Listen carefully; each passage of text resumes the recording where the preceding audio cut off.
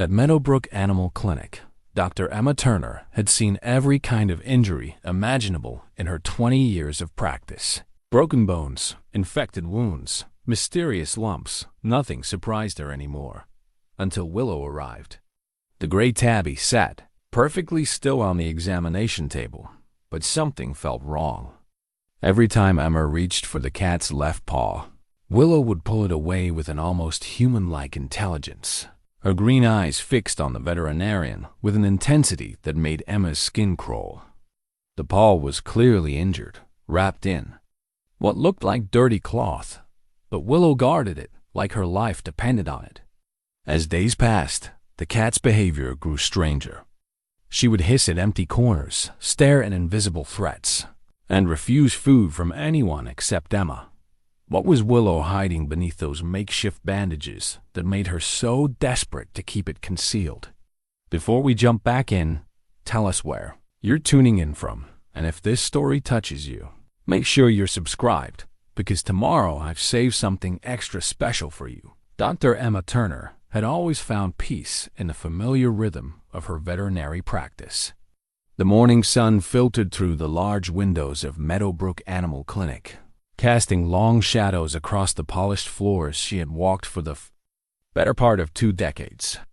At 52, Emma possessed the kind of steady confidence that came from years of healing wounded creatures. Her graying auburn hair pulled back in a practical ponytail that had become her signature look. The clinic itself reflected Emma's personality, warm, efficient, and reassuring. Built in the 1960s as a family practice, the building had been converted to veterinary use when Emma purchased it 15 years ago. The waiting room featured comfortable chairs upholstered in sage green fabric, walls adorned with photographs of grateful patients and their families, and a small fountain that provided a gentle, calming sound. The examination rooms were equipped with modern technology, but Emma had insisted on maintaining the building's original charm, with its hardwood floors and crown molding. Marie Castellanos, the clinic's receptionist for the past 8 years, arrived each morning at 7:30 sharp, her silver hair perfectly styled and her smile ready for the day's first anxious pet owner. At 64, Marie had become more than an employee. She was Emma's confidant, the grandmother figure who remembered every patient's birthday and kept a jar of dog treats behind her desk for nervous visitors. "Morning, Dr. Turner," Marie called from the front desk as Emma entered through the staff entrance. "Mrs. Patterson is bringing in Buddy for his shots at 8, and we have that new client with the cat at 9:30. Emma nodded, pouring herself coffee from the machine Marie always prepared before Emma arrived. This small ritual, the first cup of coffee in the quiet clinic before the day's chaos began, had become sacred to Emma, especially in the months following her divorce from David. The dissolution of their 25-year marriage had been amicable but painful, leaving Emma to rebuild her sense of home around the clinic and her work. Jake Morrison, her veterinary assistant, bounded through the back door with the enthusiasm of a 26-year-old who genuinely loved working with animals. Fresh out of veterinary technology school, Jake brought energy that sometimes exhausted Emma but reminded her why she had fallen in love with veterinary medicine in the first place. "Ready for another day of miracles, Doc?" Jake asked, already pulling on his SCRUBS. Emma smiled. Jake's optimism was infectious, though she had learned to temper his expectations about the reality of veterinary practice. Not every case ended in miracle cures and happy reunions. Some days, the kindest thing you could do was ease suffering. And Emma had performed that service more times than she cared to count. The morning passed in its usual routine. Buddy Patterson, a golden retriever with anxiety issues, required 2 people to hold him still for his vaccinations. Mrs. Hendricks brought in her ancient tabby, Smokey, for his arthritis medication refill, spending 20 minutes updating Emma on his sleeping habits and appetite. A young family arrived with their new puppy, full of questions about training and nutrition that Emma answered with the patience she had cultivated over decades of practice. at 9:25. Emma heard the bell above the front door chime, followed by Marie's warm greeting. Through the examination room door, Emma could hear an elderly woman's voice, soft and slightly confused. "I'm here about Willow," the voice said. "She's hurt her paw, and she won't let me look at it." Emma finished her notes on the previous patient and stepped into the hallway. Through the waiting room doorway, she could see an elderly woman in her 70s, wearing a faded blue cardigan and clutching a small carrier. The woman's silver hair was neatly styled, but her eyes held the distant quality Emma had learned to recognize, the early stages of memory loss that so many of her older clients struggled with. "Mrs. Holloway?" Emma approached with her most reassuring smile. "I'm Dr. Turner. I understand Willow has injured her paw?" "Yes, dear," Mrs. Holloway replied, her voice gaining strength. "She's been hiding it from me, but I can tell she's in pain. She's not my cat. You understand. She just showed up at my house about a week ago, all bedraggled and scared. I've been trying to care for her, but she won't let me near that paw." Emma guided Mrs. Holloway into examination room 2, noting how the elderly woman's hands trembled slightly as she set down the carrier. Inside, Emma could see a beautiful gray tabby with distinctive white markings on her chest and face. The cat's green eyes were alert but wary, and she was indeed favoring her left front paw. "Let's have a look at this little lady," Emma said, opening the carrier door slowly. Willow emerged cautiously, immediately positioning herself in the far corner of the examination table, left paw tucked protectively beneath her body. Emma had handled thousands of injured cats over the years, and she knew how to approach a frightened animal. She spoke softly, moved slowly, and allowed Willow to become accustomed to her presence before attempting any examination. But when Emma reached gently toward the injured paw, Willow's reaction was unlike anything she had experienced. The cat's eyes fixed on Emma's with an intensity that seemed almost human. Willow didn't just pull her paw away. She deliberately positioned her body to shield it, watching Emma's every movement with calculating intelligence.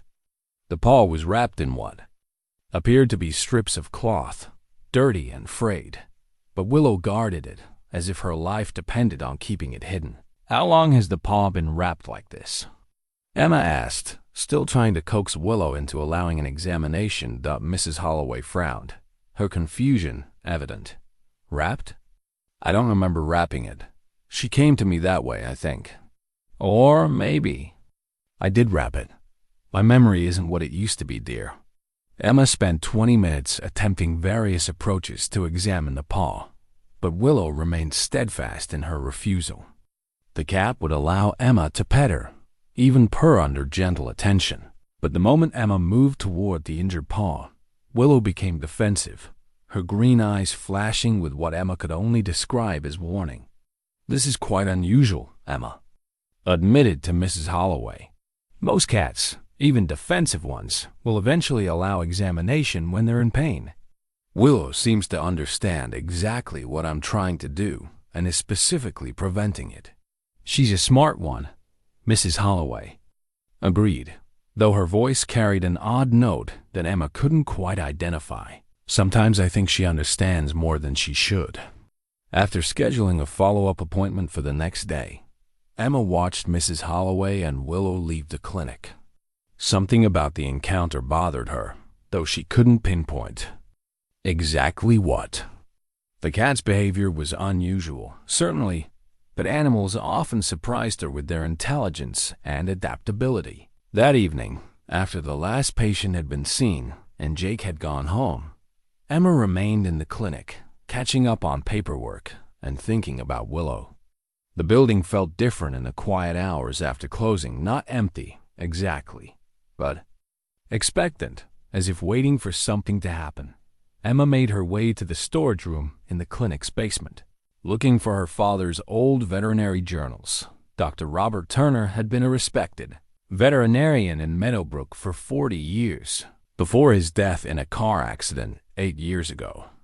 Emma had inherited not only his practice, but also his extensive collection of case notes and journals, most of which she had stored away after his funeral. The basement smelled of old paper and storage boxes, and Emma had to move several containers. Before finding the box marked Dad's Journals 1965 to 2000, she carried it upstairs to her office, spreading the leather-bound volumes across her desk. Her father had been meticulous in his record-keeping, documenting not only medical cases but also his observations about animal behavior and local history. As Emma flipped through the journals, she was struck by how much her father had taught her about reading animals' behavior and body language.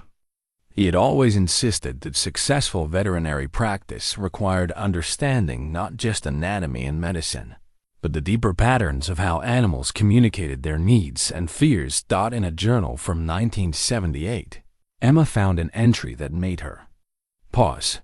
Interesting case today. Farm cat brought in by the Peterson family. Animal exhibited unusual protective behavior regarding injured limb, almost as if it understood the implications of examination. Reminded me of old stories my grandfather used to tell about animals that carried more than physical wounds. Note: research local folklore regarding animals' spiritual disturbances. Emma read the entry twice, feeling a strange chill. The Peterson family name was familiar from local history. She remembered something about a tragedy at their farm decades ago, and her father's mention of spiritual disturbances was completely unlike his usual practical, scientific approach to veterinary medicine. She continued reading, finding more scattered references to unusual animal behaviors and her father's growing interest in what he termed non-medical factors affecting animal health. Some entries mention correspondence with a Dr. Marcus Webb at the State University, someone who apparently specialized in folklore and traditional healing practices. Emma closed the journal, disturbed by what she had read. Her father had never mentioned any interest in folklore or spiritual healing during their conversations about veterinary practice. She had always known him as a man of science, someone who trusted X-rays and blood tests more than intuition or superstition. Yet here was evidence of a different side to her father's practice, one that suggested he had encountered cases that challenged his scientific worldview. Emma thought about Willow's strange behavior and wondered if her father might have had insights that could help her understand what she was dealing with. The next morning brought unseasonably cool weather for late September, and Emma arrived at the clinic to find Marie already at her desk, looking concerned. "Mrs. Holloway called about an hour ago," Marie reported. "She wants to move Willow's appointment to this afternoon." She sounded different, more confused than yesterday. Emma nodded, making a note in the appointment book. How did she sound different? Like she was scared, Marie replied quietly. She kept saying something about Willow not sleeping, just sitting by the window all night, watching for something. The morning appointments proceeded normally, but Emma found herself distracted, thinking about her father's journal entries and Mrs. Holloway's fear. When Willow arrived that afternoon, Emma was prepared for another challenging examination, but she wasn't prepared for how much the cat's condition seemed to have deteriorated overnight. Willow appeared more agitated, her eyes darting around the examination room as if tracking movements Emma couldn't see. The cloth wrapping around her paw looked darker, more tightly bound, and Emma could swear she detected a faint, unpleasant odor emanating from the wrapped area. Mrs. Holloway seemed more confused than the day before, forgetting Emma's name and asking the same questions repeatedly. But occasionally, her eyes would clear with startling lucidity, and she would stare at Emma with an intensity that reminded her uncomfortably of Willow's penetrating gaze. "Doctor," Mrs. Holloway said during one of these clear moments, grasping Emma's arm with surprising strength. "You need to be careful with her. Some wounds carry more than pain." Before Emma could ask what she meant, Mrs. Holloway's confusion returned, and she resumed petting Willow with shaking hands, murmuring reassurances to the cat that seemed to calm them both. Emma attempted the examination again, but Willow's defensive behavior had intensified. The cat not only protected her paw, but seemed to anticipate Emma's movements, positioning herself to block any approach. At one point, when Emma moved more quickly than usual, Willow made a sound Emma had never heard from a cat, a low, almost a human-like growl that raised the hair on her arms. After Mrs. Holloway and Willow left, Emma found herself alone in the examination room, staring at the spot where the cat had been sitting. The strange odor lingered, and Emma opened the windows to air out the room. Though the scent seemed to cling to everything Willow had touched, that evening Emma returned to her father's journals, searching for more information about the Peterson family and any other unusual cases he might have documented. She was beginning to suspect that her father's interest in folklore and spiritual healing wasn't academic curiosity. It was practical necessity for cases that defied conventional veterinary medicine. As she read deeper into the journals, Emma began to understand that her father had encountered something in his practice that had fundamentally changed his approach to healing. And whatever it was, she had a growing certainty that she was about to encounter it herself. The third time Mrs. Holloway brought Willow to the clinic, Emma made the decision that would change everything. The cat's condition was clearly worsening, and Emma's attempts at general examination had proven futile. Despite her growing unease about the case, her veterinary training demanded action. "Mrs. Holloway," Emma said carefully, "I think we need to sedate Willow so I can properly examine her paw. She's clearly in pain, and whatever injury she's hiding needs immediate attention." The elderly woman's face paled, and for a moment her confusion lifted completely. "No," she said with startling clarity. "You mustn't do that. You don't understand what you're dealing with." But before Emma could ask what she meant, Mrs. Holloway's lucidity faded again, and she nodded absently, agreeing to the sedation with the vacant compliance that had characterized most of their interactions. Emma prepared a mild sedative, the same one she had used thousands of times on anxious cats. Jake assisted, holding Willow gently while Emma administered the injection. They waited for the familiar signs of relaxation: drooping eyelids, loosened muscles, the calm surrender that allowed veterinarians to work without causing additional stress. Willow's reaction was unprecedented. Instead of becoming drowsy, the cat became more alert, her green eyes widening with what Emma could only describe as fury. The sedative, which should have taken effect within minutes, seemed to have no impact whatsoever. If anything, Willow appeared more aware of her surroundings, more determined to protect her hidden paw. "That's impossible," Jake muttered, checking the empty syringe. "I saw you give her the full dose." Emma tried a second injection, this time with a stronger sedative that would normally render a cat completely unconscious. Again, Willow showed no signs of sedation. Instead, her behavior became increasingly disturbing.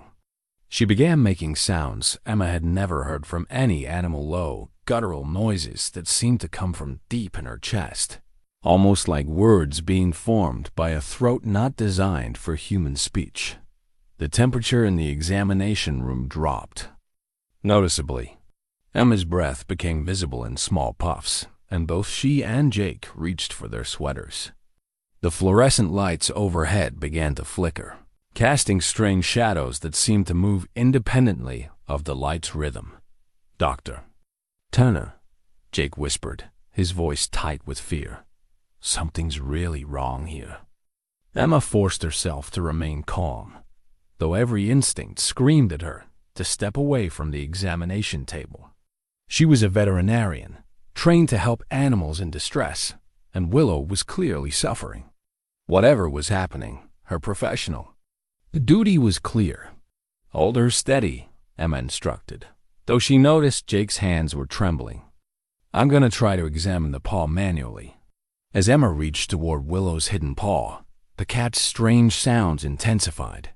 For just a moment, as Emma's fingers touched the edge of the dirty cloth wrapping, she glimpsed something that made her heart race. The cloth wasn't just wrapped around an injured paw, it was moving, shifting and writhing as if something alive was trapped beneath it. Emma jerked her hand back, but not before she caught sight of the markings on the cloth itself. What she had initially taken for dirt and stains resolved into Symbol's crude drawings that looked like they might have been made with charcoal or ash. The symbols seemed familiar, though Emma couldn't place where she might have seen them before. Willow's eyes locked onto Emma's, and for a terrifying moment, Emma felt as if she was looking not at an animal, but at something else entirely, something ancient and malevolent that had taken up residence behind those green eyes. The sensation lasted only seconds, but it left Emma shaken to her core. "That's enough for today," Emma announced, stepping back from the examination table. "We'll need to try a different approach." As if released from a spell, Willow immediately calmed, returning to her normal cat behavior and allowing Jake to place her back in the carrier. The room's temperature returned to normal, and the lights stopped flickering. Mrs. Holloway, who had been sitting quietly in the corner chair, seemed to emerge from a trance-like state. "Is everything all right, dear?" she asked, looking confused. "You both look pale." Emma scheduled another appointment for the following week, but as soon as Mrs. Holloway and Willow left the clinic, she sent Jake home early. She needed time alone to process what had just happened and to research the symbols she had seen on the cloth wrapping. That evening, Emma drove to the Meadowbrook Historical Society, a small building housed in a converted Victorian home on Main Street. Mrs. Chen, the elderly librarian who had maintained the society's archives for 30 years, greeted Emma with surprise. "Dr. Turner, I don't think I've seen you here since you were researching the clinic's history when you first bought it. What brings you by?" "I'm looking for information about the Peterson family," Emma said. "Particularly anything about their farm and what happened there in the 1940s. Mrs. Chun's expression grew somber. "Ah, the Peterson tragedy. That's not a story many people like to remember. Come, I'll show you what we have." She led Emma to a back room filled with filing cabinets and storage boxes. From one cabinet, she retrieved a thick folder labeled Peterson Family Farm 1940s Incident.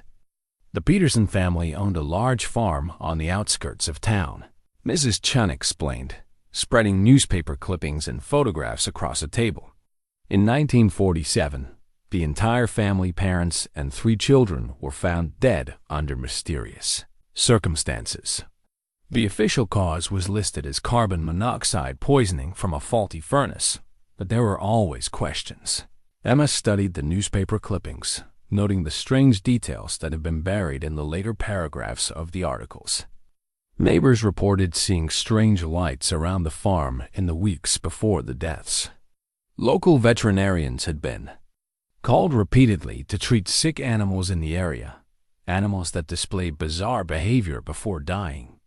And most disturbing, several witnesses claimed the family members had been acting strangely in their final weeks, speaking to people who weren't there and showing signs of what the articles diplomatically termed nervous exhaustion. "What happened to the farm after the family died?" Emma asked. "It sat empty for years," Mrs. Chun replied. "A few people tried to farm the land, but nothing would grow properly. Animals wouldn't graze there.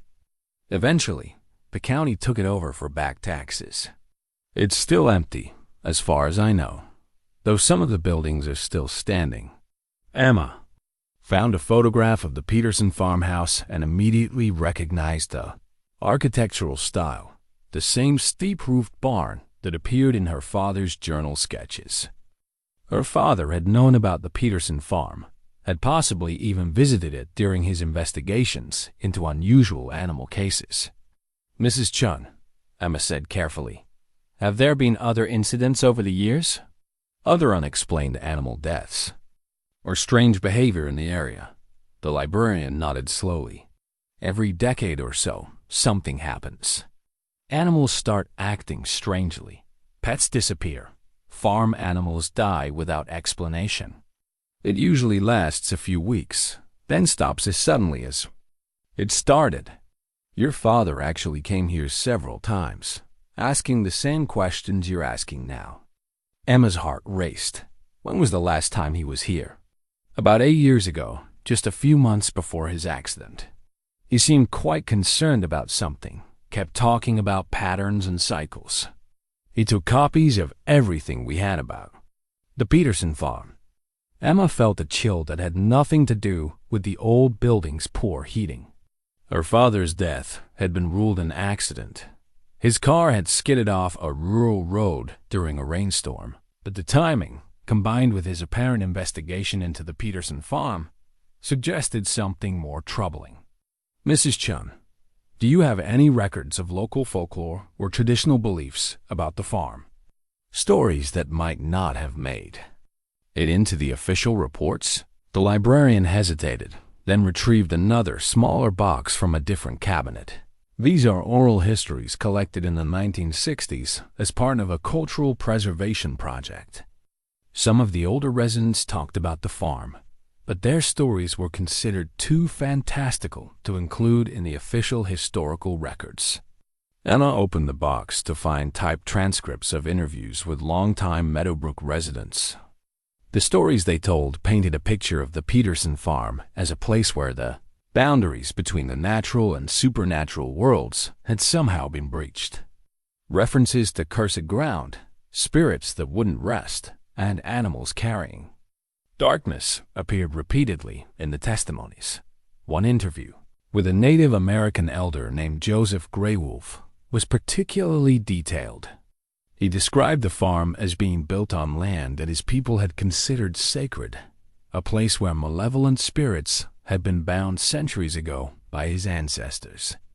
According to Greywolf, the Peterson family's construction activities had disturbed these ancient bindings, releasing entities that attached themselves to living creatures. Emma photographed the relevant pages with her phone, her mind racing to connect what she was learning with Willow's strange behavior. The symbols on the cloth wrapping, the cat's resistance to sedation, the supernatural atmosphere that seemed to surround her, all of it pointed towards something far beyond conventional veterinary medicine. As she prepared to leave the historical society, Mrs. Chun touched her arm gently. Dr. Turner, if you're dealing with something connected to the Peterson farm, please be careful. Some of the old-timers used to say that whatever was released there is still active, still looking for hosts. And they said it particularly favored people with the ability to heal: doctors, veterinarians, anyone who worked closely with living creatures. Emma drove home through the darkening streets of Meadowbrook, her mind churning with questions and fears. She had entered her profession to heal animals, to use science and skill to relieve suffering. But Willow's case was forcing her to confront the possibility that some forms of suffering existed beyond the reach of modern veterinary medicine. That night, Emma couldn't sleep. She kept thinking about her father's investigation into the Peterson farm and the timing of his death. She thought about Mrs. Holloway's moments of clarity when she seemed to know more than she was saying. Most of all, she thought about Willow's eyes and the intelligence that looked back at her from behind them, an intelligence that felt ancient, patient, and utterly inhuman. Emma was beginning to understand that she wasn't just treating an injured cat. She was being drawn into something that had been waiting for her, something that had possibly claimed her father's life 8 years ago. And whatever it wasn't finished with the Turner family yet. Emma returned to the Historical Society the next morning, armed with specific questions and a growing sense of urgency. Mrs. Chun met her at the door, having prepared additional materials overnight. I went through our archives after you left yesterday, the librarian said, leading Emma to a table laden with documents. I found some items that might interest you, including this. She handed Emma a faded black and white photograph from 1947, showing the Peterson family standing in front of their farmhouse. The image quality was poor, but Emma could make out the family members clearly: parents and 3 children, all smiling for the camera. In the background, the distinctive barn that had appeared in her father's sketches was clearly visible. Notice anything unusual about the photo? Mrs. Chun asked. Emma studied the image more carefully and felt her breath catch. In the lower right corner of the photograph, partially hidden behind the youngest Peterson child, was a cat. Even in the grainy black and white image, Emma could see the distinctive white markings on its chest and face markings identical to Willow's. "That's impossible," Emma whispered. "This photo is over 70 years old. Cats don't live that long," Mrs. Chun agreed quietly. "But according to the oral histories, there have been sightings of a gray tabby with white markings around the Peterson farm for decades. Different people, different times, but always the same description." Emma requested copies of everything related to the Peterson farm and spent the morning reading through police reports, newspaper articles, and witness statements from 1947. The official investigation had been brief and inconclusive, but the details that emerged painted a disturbing picture. In the weeks before their deaths, the Peterson family had reported numerous problems with their livestock. Cows refused to enter certain pastures, pigs huddled together and wouldn't eat, and several horses had died suddenly with no apparent cause. The local veterinarian at the time, Dr. Marcus Webb, had been called repeatedly but could find no medical explanation for the animal's behavior. Emma recognized Dr. Webb's name from her father's journal entries. She made a note to research him further, suspecting he might be the folklore expert her father had corresponded with. The police reports contained witness statements from neighbors who described strange occurrences in the weeks before the tragedy. Unusual lights were seen moving around the farm at night, despite the fact that the Petersons had no electric lighting in their outbuildings. Several witnesses reported hearing sounds they described as singing or chanting coming from the direction of the farm, though no one could identify a source. Most disturbing were the accounts of the family's behavior in their final weeks. Neighbors described the Petersons as becoming increasingly withdrawn and paranoid. They spoke of seeing people on their property who weren't there when others looked. The children stopped attending school, and Mrs. Peterson was seen at the general store buying large quantities of salt, which she scattered around the farmhouse perimeter. Emma photographed the relevant documents and returned to the clinic, her mind spinning with connections and implications. The parallels between the Peterson family's experience and what she was observing with Willow were too numerous to ignore. Back at the clinic, Emma found Jake reluctant to discuss the previous day's incident with Willow. He had clearly been shaken by what he had witnessed, and Emma could see him struggling to rationalize the impossible things he had experienced. "Doc, I've been thinking about yesterday," Jake said hesitantly. "Maybe there was something wrong with the sedative. Maybe it was expired or contaminated or something."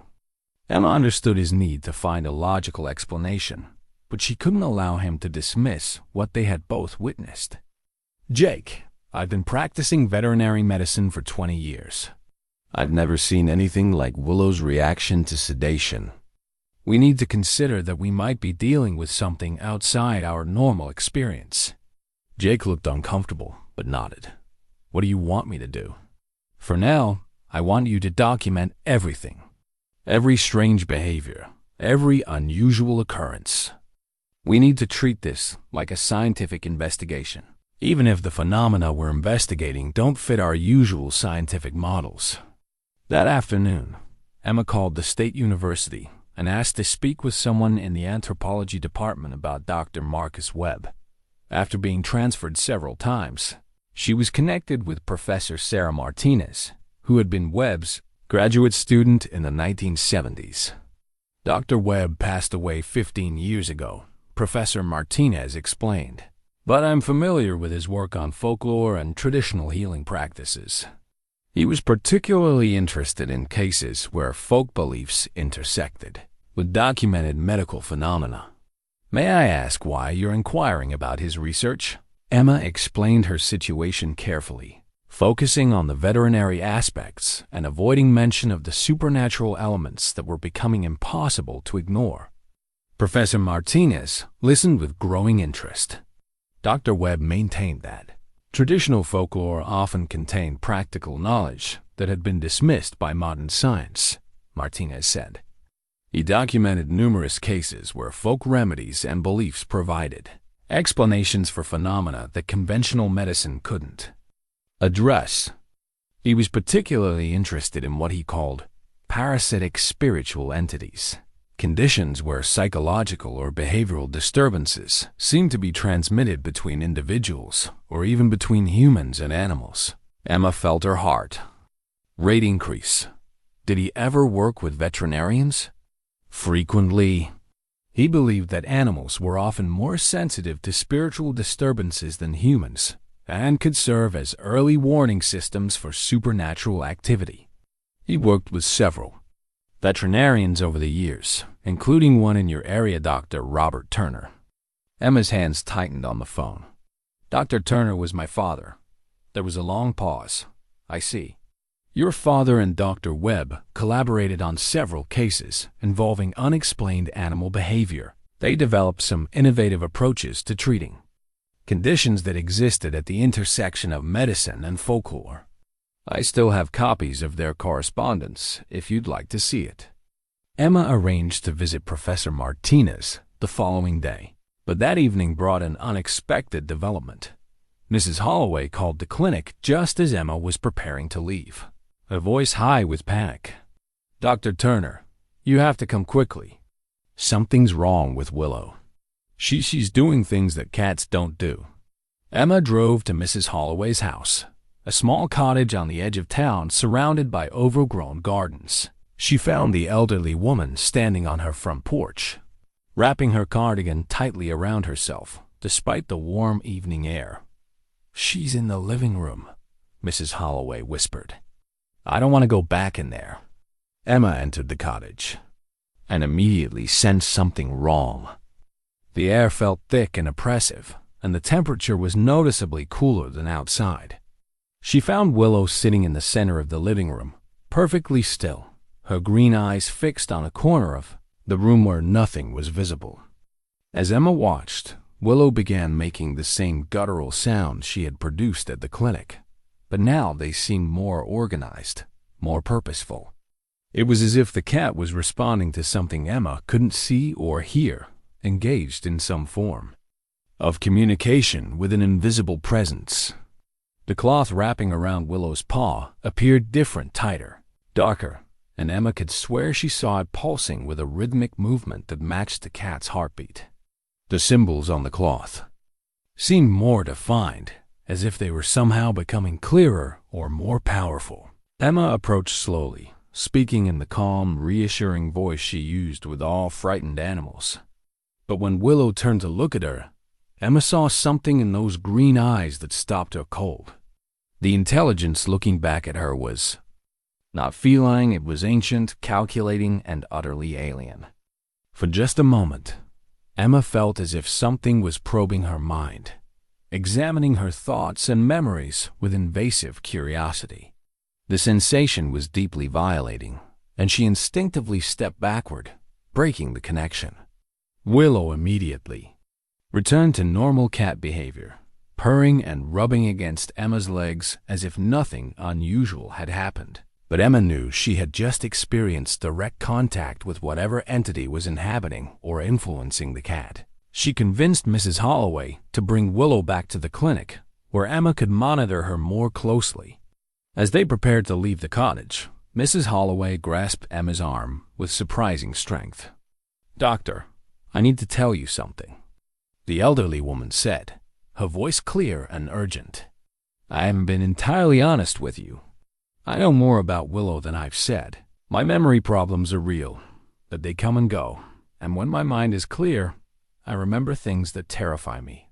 Emma waited, sensing that Mrs. Holloway was struggling to share something important. Willow didn't just show up at my house, Mrs. Holloway continued. I've been caring for her for months, ever since she appeared at the old Peterson farm. I know what that place is, Dr. Turner. I know what was released there. And I know that your father died trying to stop it. The revelation hit Emma like a physical blow.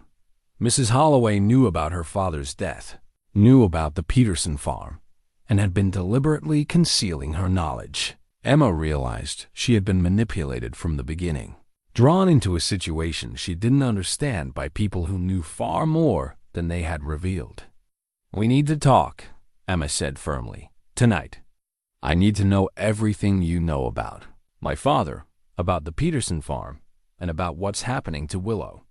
Mrs. Holloway nodded, but her expression was fearful. "Yes, dear, but first, we need to get Willow somewhere safe, because whatever's inside her is getting stronger, and I don't think we have much time left." That night, Emma sat in her clinic office with Mrs. Holloway, Willow secured in a reinforced kennel in the adjacent examination room. The elderly woman's dementia seemed to lift like a fog, revealing a sharp intelligence that had been hidden beneath confusion and apparent frailty. "Your father was a remarkable man," Mrs. Holloway began, her voice steady and clear. "We worked together for nearly 10 years, investigating cases that conventional veterinary medicine couldn't explain. I wasn't always a confused old woman, Dr. Turner. I used to be a research librarian at the university, specializing in folklore and cultural anthropology." Emma studied Mrs. Holloway's face, seeing her clearly for the first time. The confusion and frailty were gone, replaced by the focused intensity of a scholar discussing her life's work. "My memory problems are real," Mrs. Holloway continued, "but they're not natural. They're a side effect of prolonged exposure to what your father and I called spiritual parasites.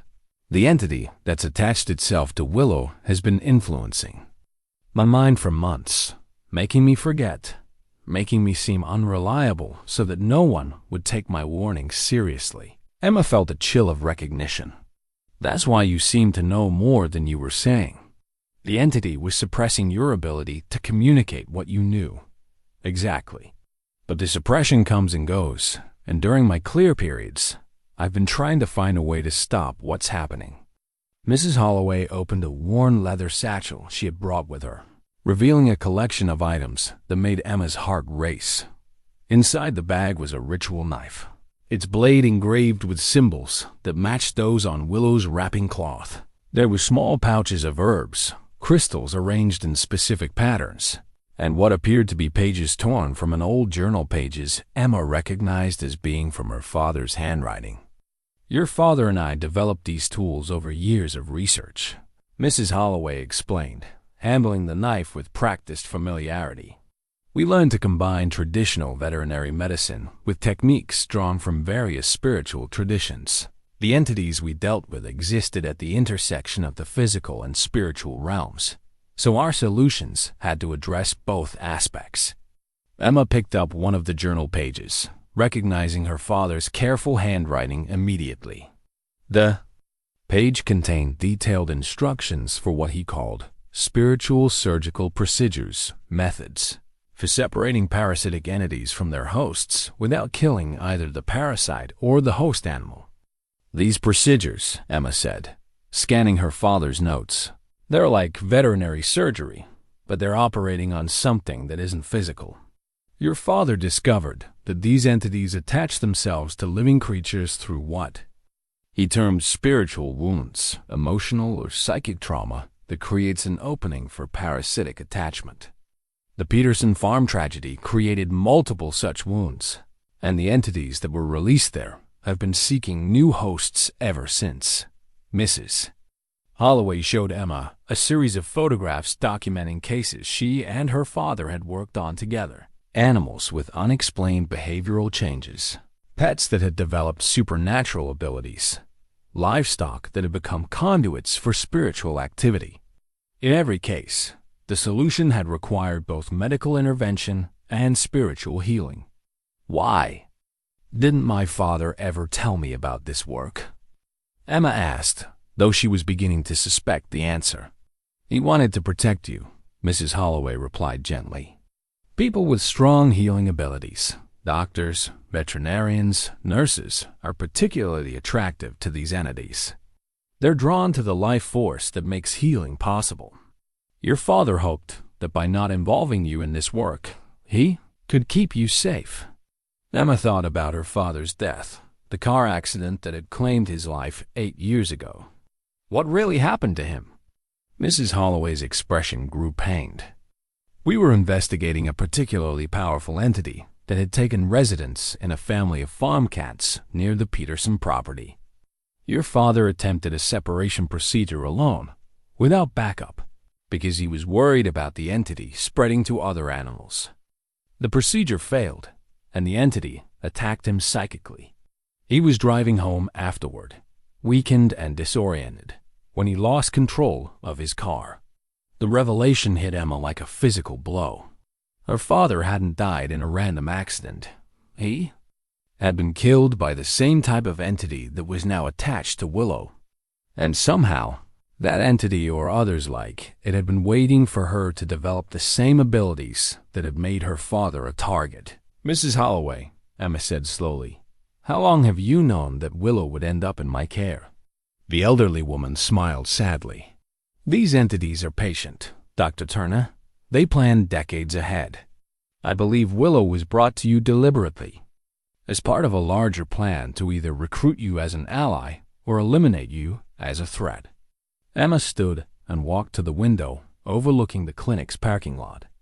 The streetlights cast long shadows that seemed to move with unnatural fluidity, and she found herself scanning the darkness for threats she couldn't yet identify. What's the entity's ultimate goal? She asked.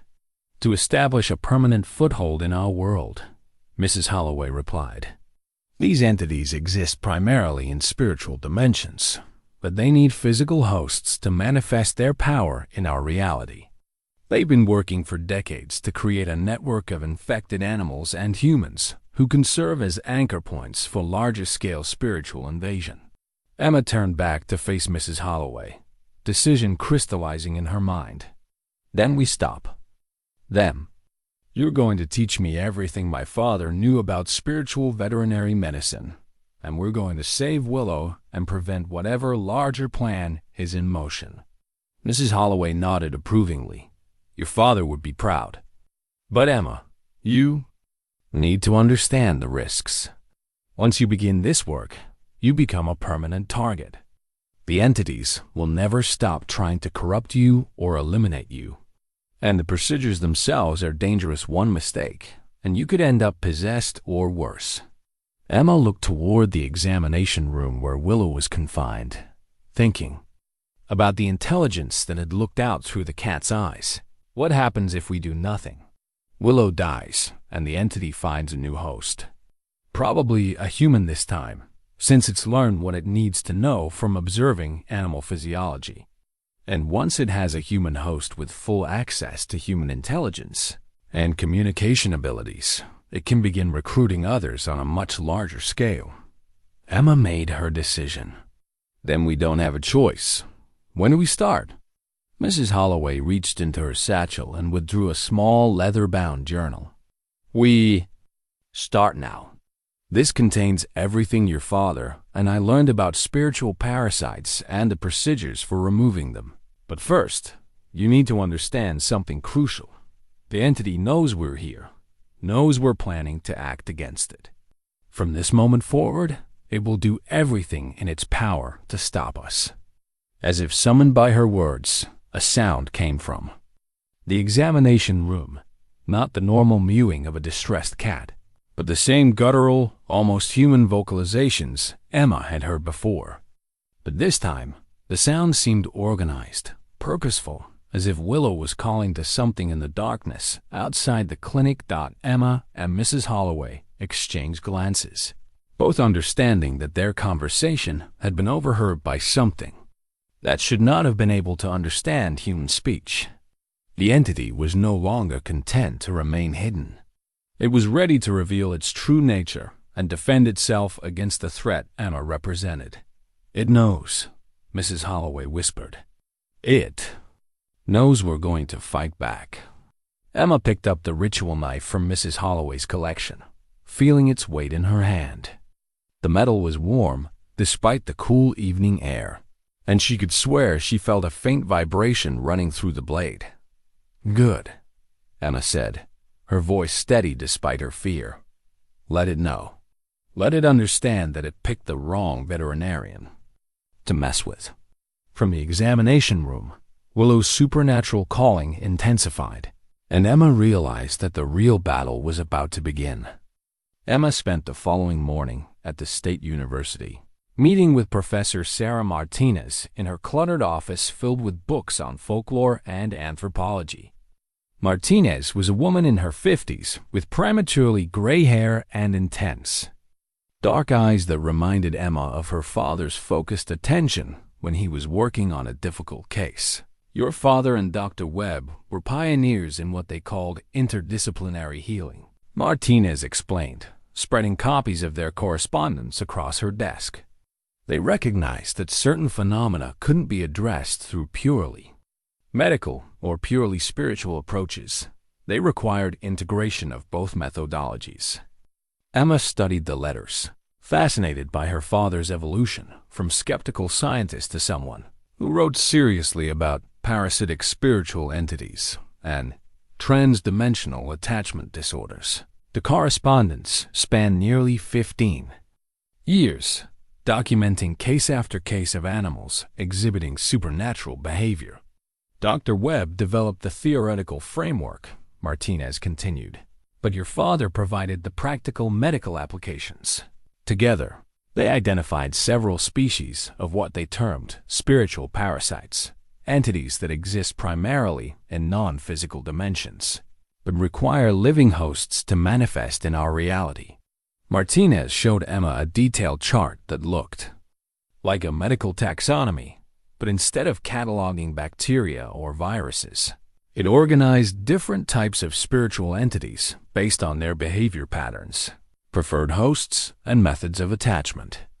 The entities your father encountered most frequently were what they classified as Type 3 parasites, highly intelligent beings that attach to animals with strong life force, particularly those that have experienced trauma or been exposed to sites of spiritual disturbance.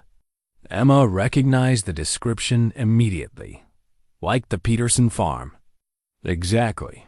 Dr. Webb's research indicated that the Peterson farm was built on what Native American tribes in the area had recognized as a thin place, a location where the barrier between our world and spiritual dimensions was naturally weak. The construction activities in the 1940s disrupted ancient containment rituals, releasing entities that had been bound there for centuries. Martinez handed Emma a copy of Dr. Webb's final research paper, published posthumously in an obscure journal of paranormal studies. The paper detailed the life cycle of Type 3 parasites, their methods of reproduction and spread, and most importantly, the procedures for safely removing them from infected hosts. The removal process is complex, Martinez explained. It requires simultaneous intervention on both physical and spiritual levels.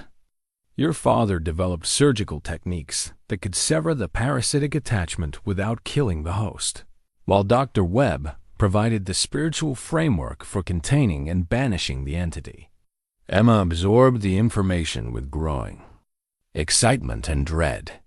The procedures described in the research were far more complex than anything she had attempted in conventional veterinary medicine, requiring skills she had never developed and knowledge she was only beginning to acquire. Professor Martinez, do you know of anyone currently practicing these techniques? Anyone who could help me with a case I'm dealing with? Martinez's expression grew concerned. There are very few practitioners left. The work is dangerous, and several researchers have died attempting these procedures. However, I do know of one person who might be able to help you. She wrote a name and phone number on a piece of paper. Thomas Graywolf, followed by a local phone number. Thomas is a tribal elder from the local Native American community. His grandfather was the shaman who originally bound the entities at what became the Peterson farm. Thomas has been monitoring spiritual activity in the area for decades, and he worked with your father and Dr. Webb on several cases. Emma felt a surge of hope. Finally, someone with practical experience who might be able to guide her through the process of helping Willow. That afternoon, Emma called Thomas Greywolf and arranged to meet him at his home on the reservation outside Meadowbrook. She found him waiting for her on the porch of a modest house, surrounded by carefully tended gardens filled with plants she didn't recognize. Thomas was a man in his 70s with long gray hair braided down his back and eyes that held the same intense intelligence Emma had seen in her father's journals. He greeted her with a knowing smile that suggested he had been expecting her visit. "Dr. Turner," he said, extending his hand. "Your father spoke of you often. He was very proud of your healing abilities, though he worried about the dangers those abilities might bring." Thomas led Emma into his home, which was filled with artifacts that spoke of a lifetime dedicated to spiritual practice. Shelves lined the walls, holding collections of stones, herbs, carved figures, and items Emma couldn't identify, but that emanated a sense of power and purpose. "Your father came to me 8 years ago," Thomas began, settling into a chair across from Emma. "He was investigating a series of animal deaths near the Peterson farm, and he suspected spiritual involvement. I taught him what I could about the entities my ancestors bound there, but I warned him that he was not properly prepared for direct confrontation." Emma felt the familiar pang of loss and guilt. He attempted a removal procedure alone. Yes, the entity he was trying to separate from its host was particularly powerful, and it fought back with more force than he anticipated. The psychic damage from the attack caused a car accident that killed him. Thomas stood and retrieved a leather pouch from one of his shelves, handling it with obvious reverence. "Before he died, your father asked me to prepare protective items for you in case you ever encountered similar entities. He believed that you had inherited not only his healing abilities, but also his spiritual sensitivity." He opened the pouch, revealing a collection of items that immediately reminded Emma of Mrs. Holloway's ritual tools. There were small stones carved with protective symbols, bundles of herbs tied with colored thread, and a pendant made from what looked like polished bone. "These items carry the protection of my ancestors," Thomas explained. "They will help shield you from psychic attack during removal procedures, but they cannot guarantee your safety. The entities you're dealing with are ancient and cunning, and they've had decades to study human behavior and vulnerabilities." Emma accepted the pouch, feeling the weight of both physical objects and spiritual responsibility. "Thomas, I have a cat in my clinic that's been infected by one of these entities. Mrs. Holloway and I are planning to attempt a removal procedure, but I need to understand what we're really facing." Thomas's expression grew grave. "Show me your hands." Emma extended her hands, and Thomas examined her palms carefully, tracing lines with his finger while muttering in a language she didn't understand. After several minutes, he looked up at her with a mixture of respect and concern. "You have the gift," he said simply. "Your father was right. You can perceive spiritual dimensions directly, but the strength of your ability also makes you a valuable target. The entity will try to possess you rather than simply eliminate you." "What does that mean for the removal procedure?" "It means the entity will attempt to transfer from the cat to you during the procedure. You'll need to be prepared to resist possession while simultaneously performing the spiritual surgery required to free the animal." Thomas spent the next 2 hours teaching Emma basic protection techniques and meditation practices that would strengthen her spiritual defenses, breathing exercises that could help her maintain focus during psychic attack, and warning signs that would indicate when an entity was attempting to influence her thoughts or emotions. Most importantly, Thomas emphasized, you must remember that these entities feed on fear and doubt. They will show you visions of your worst fears, make you question your abilities, and try to convince you that resistance is futile. Your father's greatest strength was his absolute commitment to healing, even in the face of supernatural terror. As Emma prepared to leave, Thomas handed her an additional item, a small knife with a bone handle carved with protective symbols. "This belonged to my grandfather," he said. "It has been used in spiritual surgeries for over a century. The blade is made from meteoric iron, which has natural properties that can cut spiritual attachments. Use it wisely, and it may save both you and the animal you're trying to help. Emma drove back to Meadowbrook with her mind spinning from everything she had learned. The protective items from Thomas felt warm against her skin, and she could swear. She felt a subtle shift in her perception, as if a veil had been lifted from her eyes, allowing her to see layers of reality that had previously been invisible. At the clinic, she found Mrs. Holloway waiting in the parking lot, looking agitated. "Emma, we have a problem," the elderly woman said urgently. "While you were gone, other animals in the area started behaving strangely. I've had calls from 3 different pet owners reporting supernatural activity. The entity is spreading its influence, trying to create a network of infected animals before we can stop it." Emma looked toward the clinic building, where Willow was contained in the examination room. Through the windows, she could see strange lights flickering, not the normal fluorescent lighting, but something that seemed to pulse with organic rhythm. "Then we move tonight," Emma decided. "We can't wait any longer. Whatever the entity is planning, we have to stop it before it gains more power." Mrs. Holloway nodded grimly. "I'll prepare the ritual circle. You gather the medical equipment we'll need. And Emma, once we begin the procedure, there's no turning back. We either succeed in separating the entity from Willow, or we become its next victims." Emma touched the protective pendant Thomas had given her, drawing strength from its warmth. "Then we'd better succeed." As evening fell over Meadowbrook, Emma and Mrs. Holloway transformed the clinic's main examination room into something that existed at the intersection of medical facility and sacred space. Mrs. Holloway worked with practiced efficiency, drawing symbols on the floor with chalk while Emma arranged surgical instruments that had been blessed according to Thomas Grey Wolf's instructions.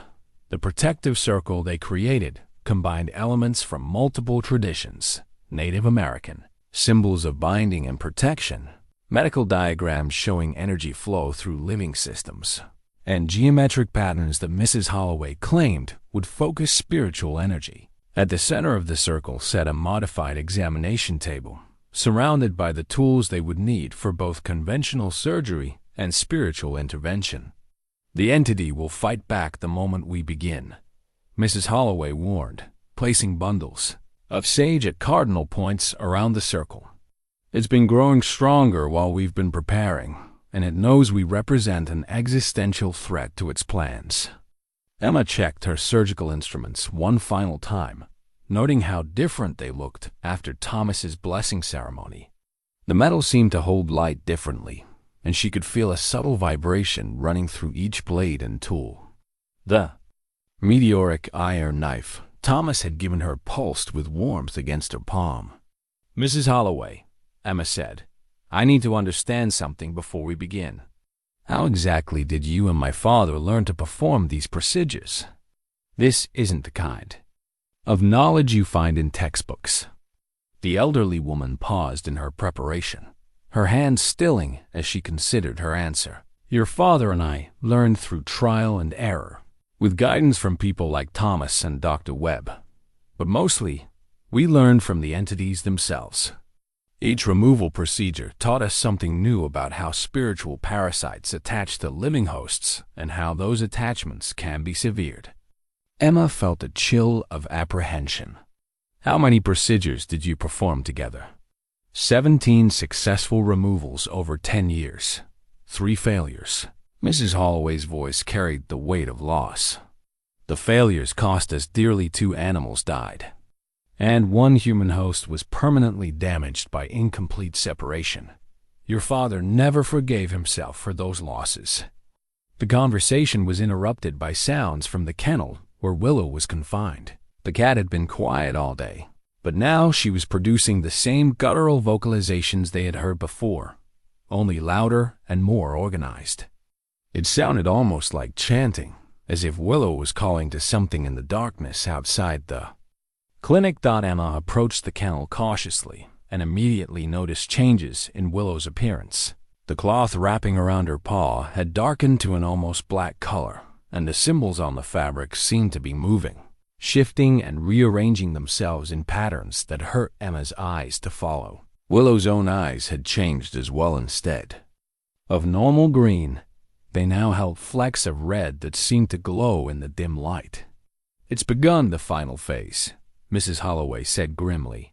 "The entity is consolidating its power for either complete possession or transfer to a new host. We have perhaps an hour before the process becomes irreversible." Emma's phone rang, startling them both. The caller ID showed David's number, and Emma realized she hadn't spoken to her ex-husband in over a week.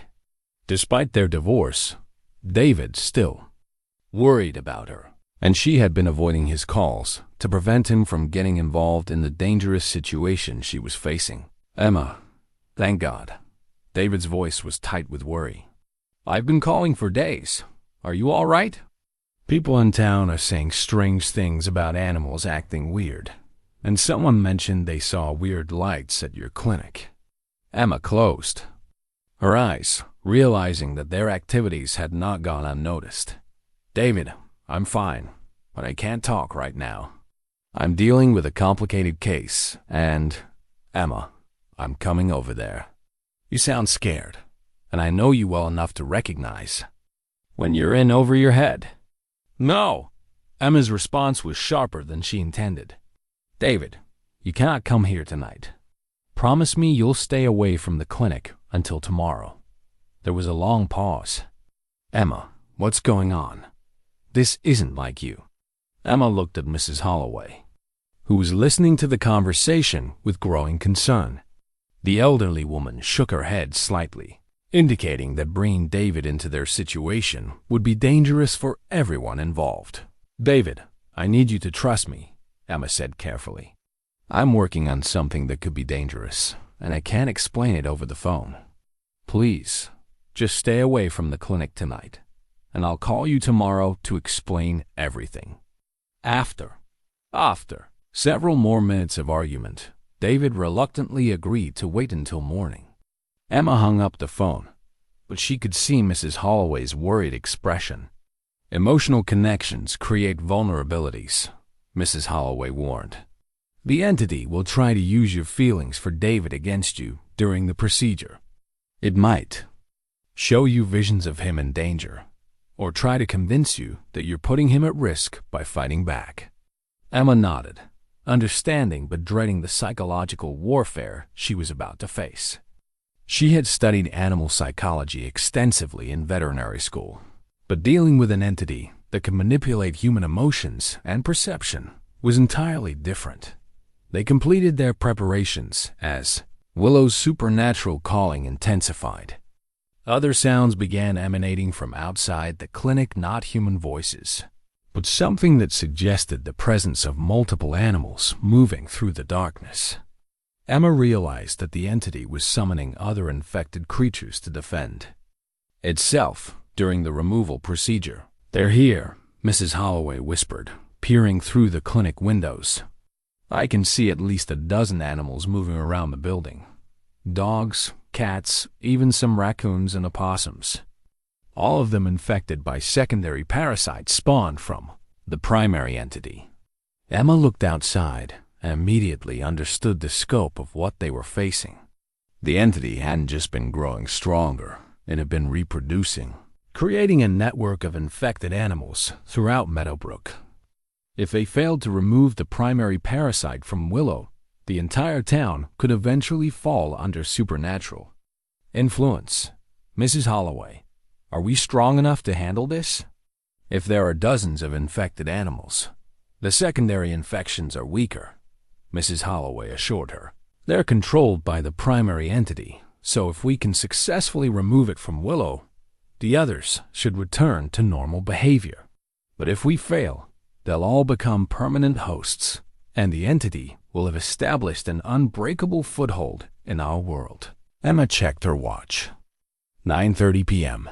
They had agreed to begin the procedure at 10 o'clock when spiritual energy was traditionally strongest.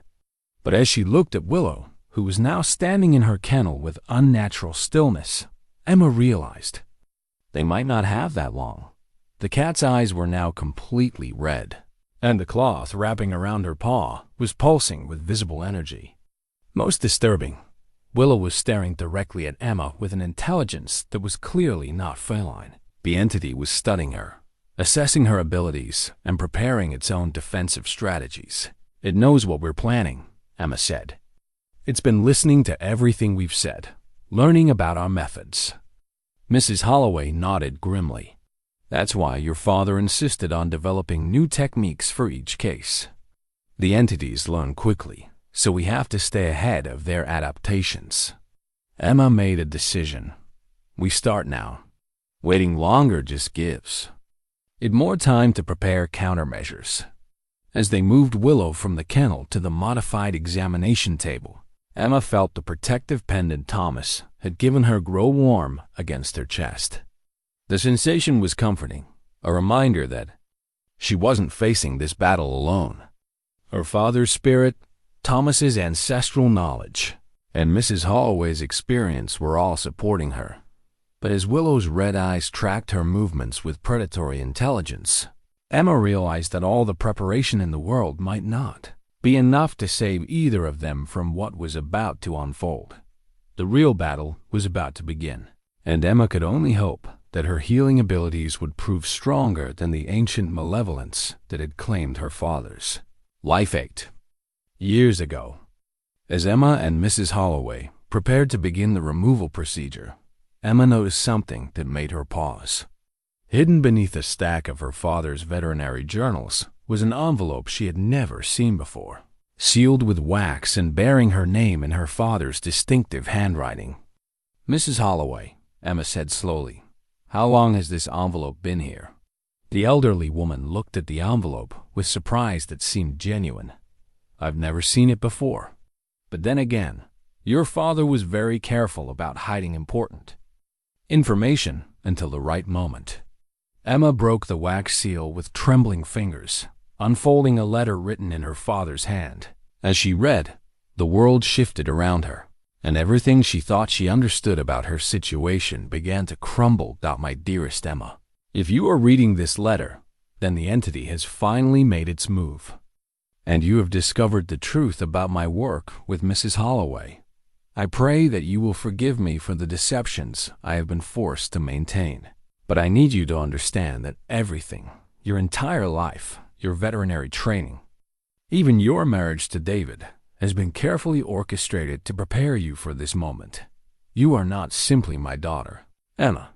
You are the 7th generation of Turner healers to be born with what our family calls the sight, the ability to perceive and interact with spiritual dimensions.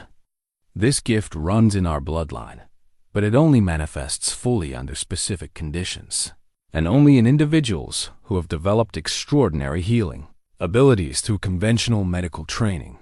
The entities we fight are not random supernatural parasites. They are advanced scouts for something far more dangerous, an invasion force from spiritual dimensions that has been probing our world for centuries, looking for ways to establish permanent colonies. The Peterson Farm incident was not an accident. It was a deliberate breach, an attempt to create a foothold that could be expanded. Mrs. Holloway is not simply a retired librarian who became my research partner. She is the last living member of a secret society that has been fighting these entities for over 200 years.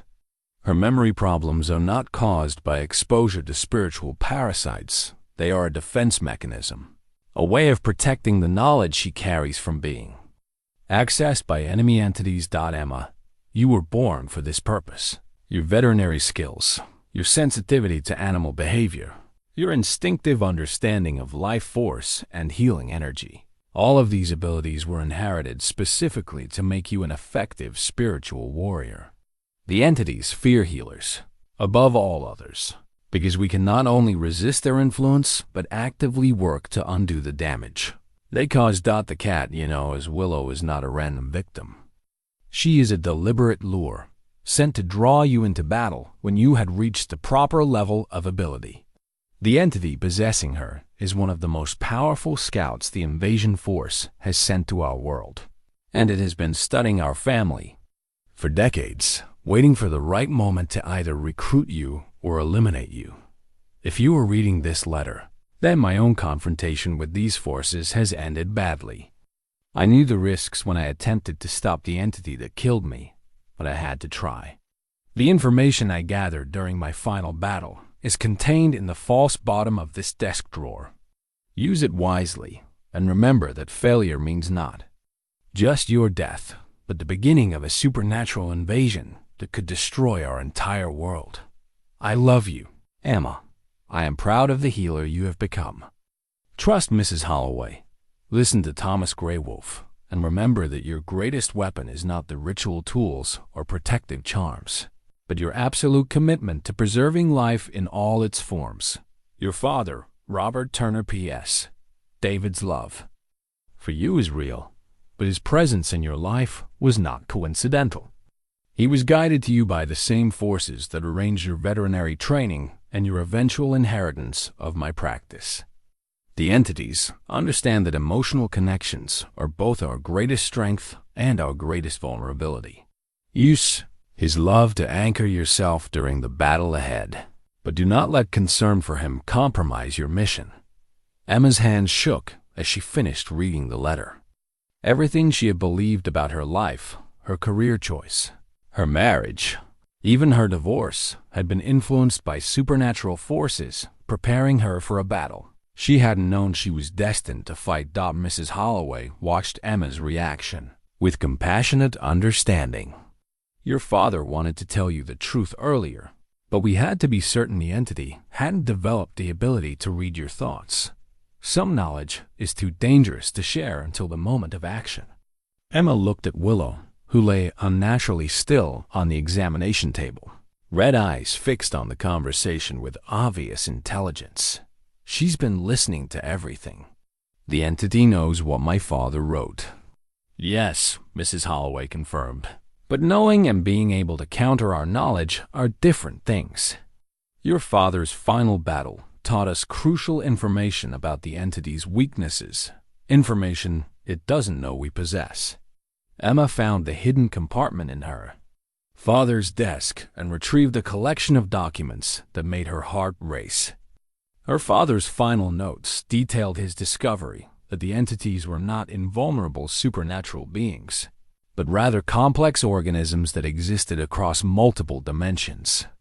Like any organism, they had specific vulnerabilities, and her father had identified the exact spiritual and physical interventions that could not only remove them from hosts but permanently destroy them.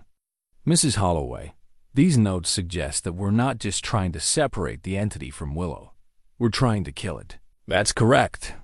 Your father realized that removal and banishment weren't sufficient. The entities would simply find new hosts or wait for better opportunities. The only way to stop the invasion is to eliminate the scout entities permanently, sending a message to the invasion force that our world is defended. Emma studied her father's diagrams, which showed the precise points where spiritual entities attached to living hosts and the specific techniques required to sever those connections fatally. The procedures were far more complex than she had imagined, requiring simultaneous intervention on physical, emotional, and spiritual levels. The entity chose you specifically because healers who perform these procedures experience profound transformation.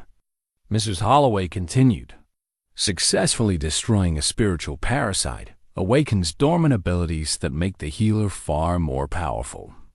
The entity was hoping to possess you during that awakening, gaining access to abilities that would make it nearly unstoppable.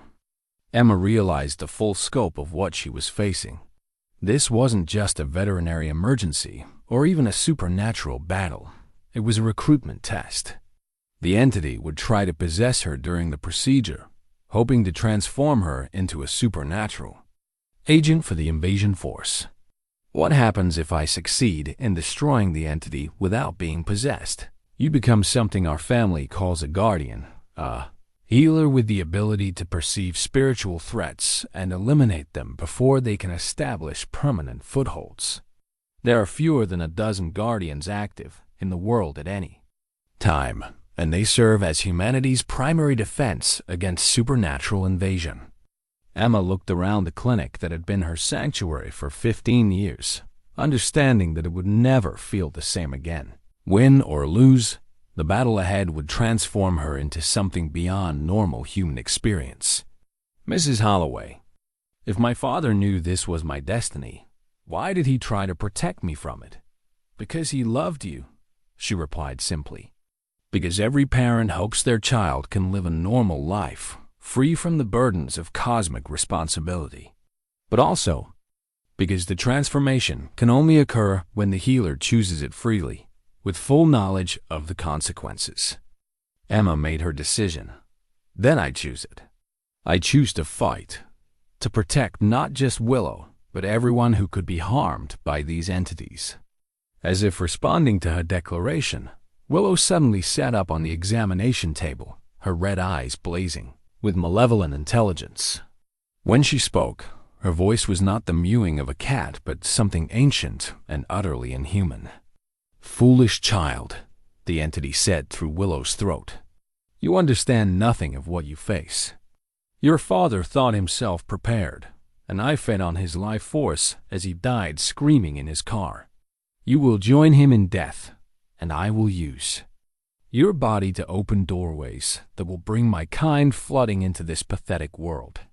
Emma felt fear course through her, but she also felt something else, a burning anger at the creature that had killed her father and was now threatening everything she cared about. The protective pendant Thomas had given her grew hot against her chest, and she could feel power flowing through her that she had never experienced before. "You made a mistake," Emma said, her voice steady despite her racing heart. "You revealed yourself too early. Now, I know exactly what you are and how to destroy you." The entity laughed, a sound like breaking glass. "Your father had the same confidence. See how well it served him." But Emma was no longer listening to the entity's threats. She was focused on the instructions in her father's notes, preparing for a battle that would determine not just her own fate, but the future of everyone she loved.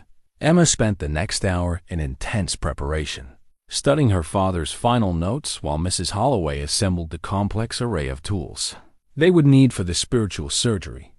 The procedure required precise timing and coordination between multiple intervention methods, conventional veterinary techniques, spiritual binding rituals, and what her father had termed dimensional cutting.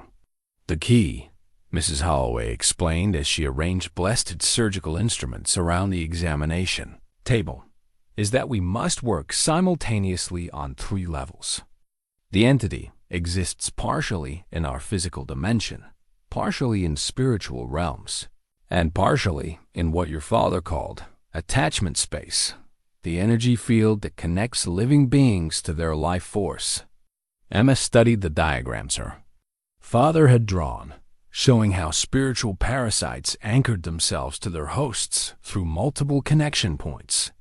The primary attachment was to the host's life energy, but secondary connections existed to the nervous system, emotional centers, and what appeared to be quantum field interactions that Emma's scientific training couldn't fully comprehend. "Mrs. Holloway, these procedures require abilities I don't know if I possess. My father writes about dimensional perception and spiritual surgery techniques, as if they're skills I should naturally have." The elderly woman smiled with maternal warmth.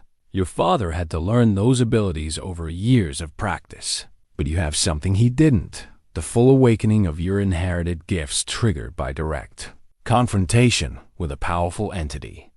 The abilities are already active in you, Emma. You just need to trust them." As if to prove her point, Emma found that when she looked at Willow with what her father called enhanced perception, she could see layers of reality that had been invisible before. The cat's physical form was overlaid with energy patterns that showed the entity's attachment points clearly. Dark tendrils of supernatural force connected the creature in Willow's paw to various points throughout her body, while other tendrils extended beyond the physical realm towards something Emma couldn't quite perceive. "I can see it," Emma whispered in amazement. "I can actually see how the entity is connected to her." "Good. Now you need to learn to see the connection points that aren't visible, the ones that exist in spiritual dimensions. Close your eyes and extend your perception beyond the physical realm." Emma followed Mrs. Holloway's instructions, allowing her enhanced senses to explore beyond normal reality. What she discovered made her gasp. The entity possessing Willow was far larger than she had imagined. The part she could see in the physical world was just a small projection of something massive that existed primarily in spiritual dimensions. Worse, she could see connections extending from the entity toward dozens of other animals throughout Meadowbrook, creating a network of infected creatures, all controlled by the same supernatural intelligence. "It's huge," Emma said, opening her eyes with shock. "And it's connected to animals all over town. That's why your father's final notes emphasize the importance of permanent destruction rather than removal." Mrs. Holloway replied grimly. "If we simply banish the entity, it will return with greater knowledge of our methods. If we destroy it completely, we sever all those connections simultaneously and free every animal it has infected." Emma felt the weight of responsibility settling on her shoulders. She wasn't just trying to save one cat, she was fighting to protect her entire community from supernatural invasion. A sound from outside made them both freeze. Through the clinic windows, Emma could see shapes moving in the darkness. Dozens of animals surrounding the building. Dogs, cats, raccoons, even some deer had gathered in an unnatural assembly, all of them staring at the clinic with eyes that reflected red in the streetlights. "The secondary infections," Mrs. Holloway explained.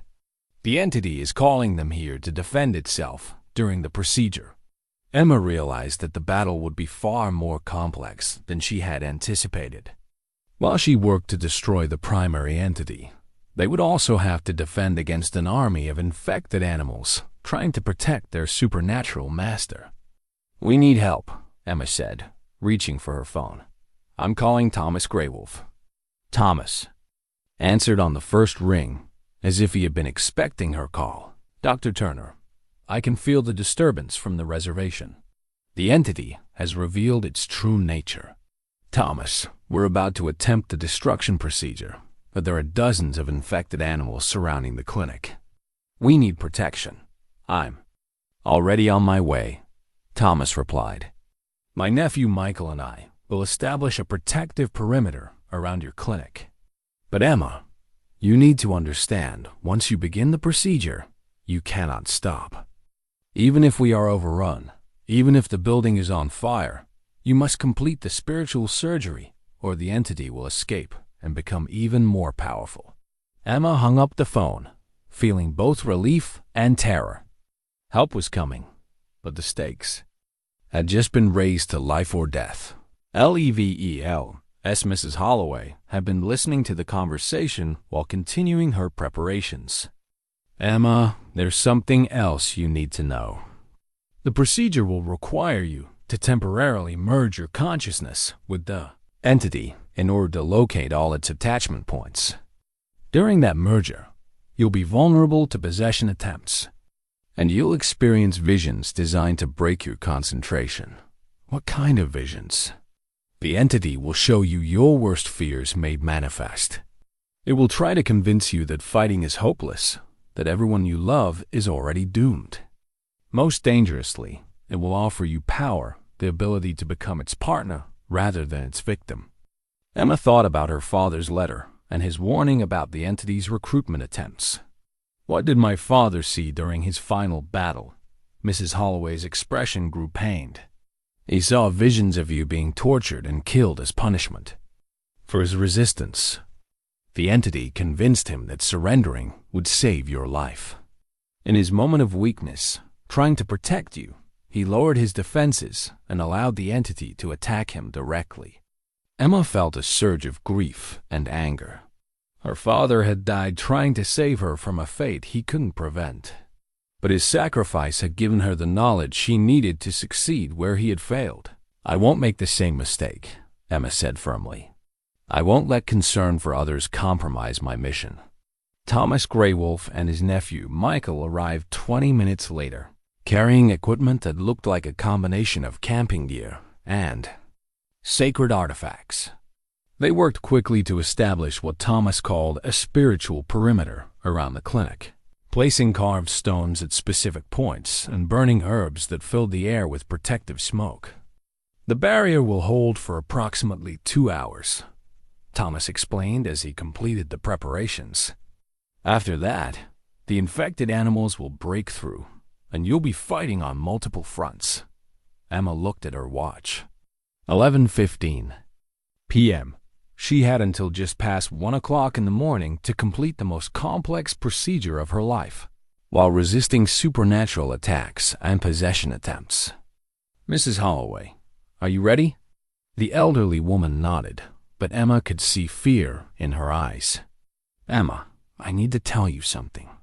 I've never actually participated in a destruction procedure. Your father and I only performed removals and banishments. What we're attempting tonight is based on theoretical knowledge rather than practical experience." Emma felt a moment of doubt, but then she remembered her father's words about her greatest weapon being her commitment to preserving life. She looked at Willow, who had fallen silent on the examination table, and saw past the entity's malevolent presence to the innocent cat trapped within. "Then we'll learn together," Emma said. "And we'll succeed because failure isn't an option."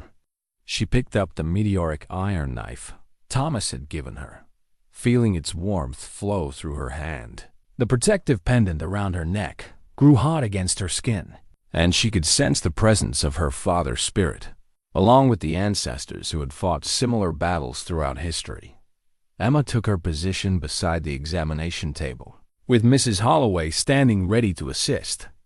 Through the windows, she could see the infected animals pressing against Thomas's spiritual barrier, their red eyes gleaming with supernatural hunger. "Willow," Emma said softly, speaking to the cat rather than the entity possessing her, "I'm going to help you.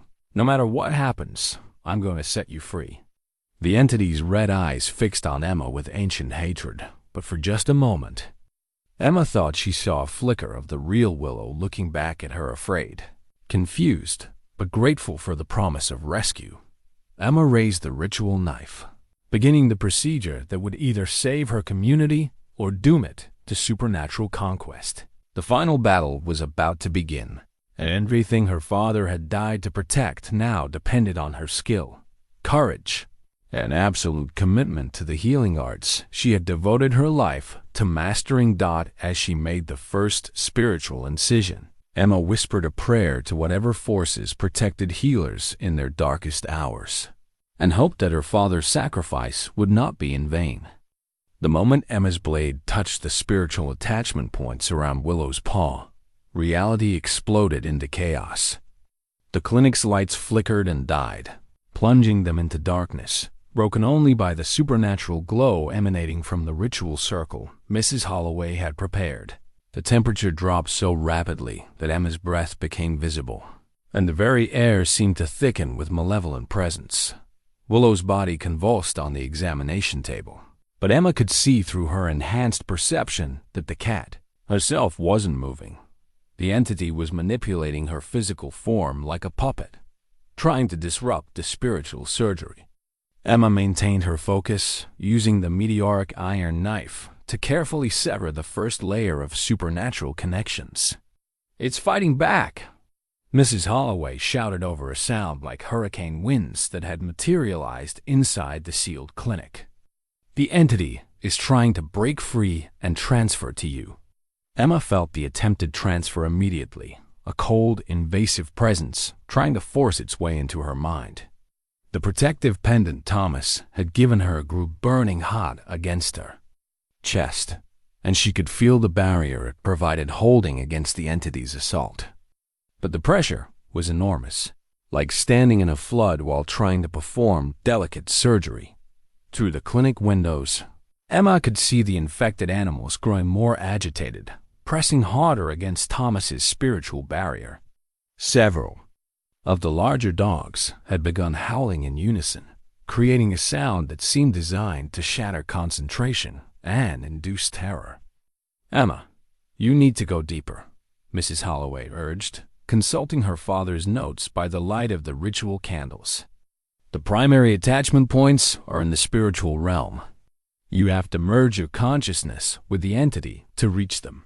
Emma closed her eyes and extended her enhanced perception beyond the physical world, seeking the deeper connections that anchored the entity to Willow's life force.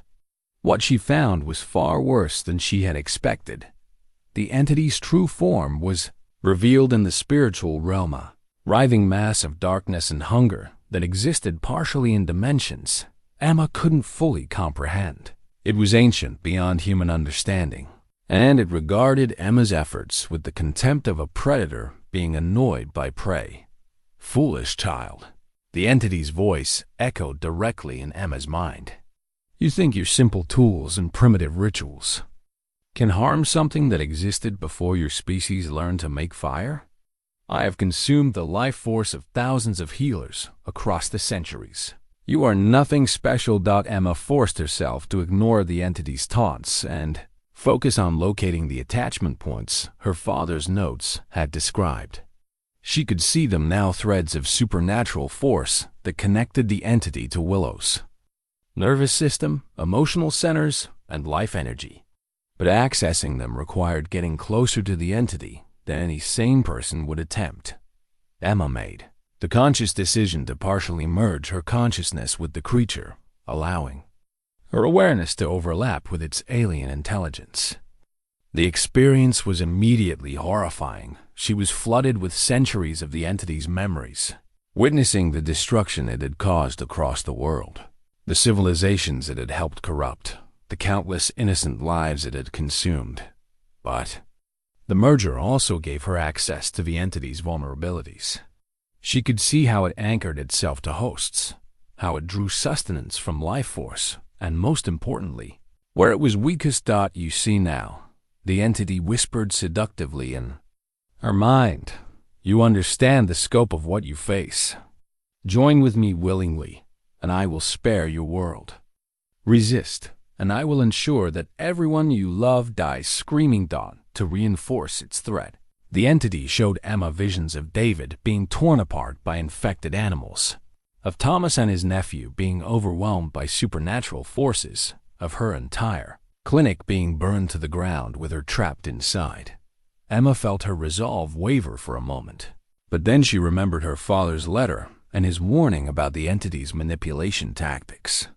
The visions were designed to break her concentration by exploiting her emotional connections to others. "You made a mistake," Emma said aloud, continuing to work with the ritual knife despite the entity's psychic assault. "You showed me how much you fear losing this host. That tells me you're more vulnerable than you want me to believe." Emma began cutting the deeper spiritual attachments, and the entity's calm facade cracked. Its mental voice became a shriek of rage and fear. "You cannot destroy me. I am eternal. I am." The entity's protests were cut short as Emma severed a major attachment point, causing it to lose a significant portion of its connection to Willow. The cat's body stopped convulsing, and for a moment, her eyes flickered from red to their natural green dot. But Emma's success triggered an immediate escalation. Through the windows, she could see Thomas's spiritual barrier beginning to fail as dozens of infected animals threw themselves against it with supernatural fury. Cracks of red light appeared in the protective dome, and Emma realized they had minutes before the clinic would be overrun. "Mrs. Holloway, how many more attachment points?"